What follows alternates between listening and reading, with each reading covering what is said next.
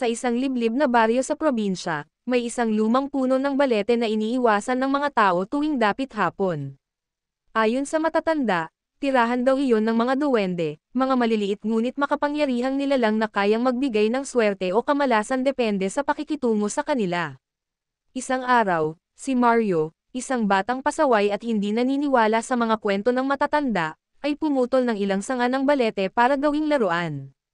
Kinagabihan, nilanat siya ng mataas at paulit-ulit na nagbubulong habang natutulog, ibalik mo, ibalik mo.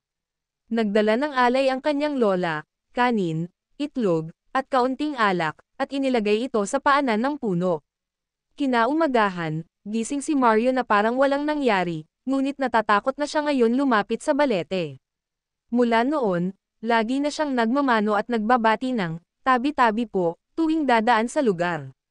Sabi ng mga matatanda, mababait ang mga duwende sa marunong maggalang, pero huwag na huwag mong gagalitin, dahil hindi mo alam kung anong sumpa ang maaari nilang ibigay. At sa huling pag-ihip ng malamig na hangin, naglaho ang kaba sa dibdib ni Mario, ngunit nanatili ang aral. Sa mundong ito, may mga nilalang na hindi nakikita ng ating mga mata, mga duwende na tahimik na nagmamasid. Kaya't sa bawat yapak mo sa dilim, huwag kalimutang magbigay galang, dahil isang maling hakbang lang, at baka sila ang huling maririnig mo.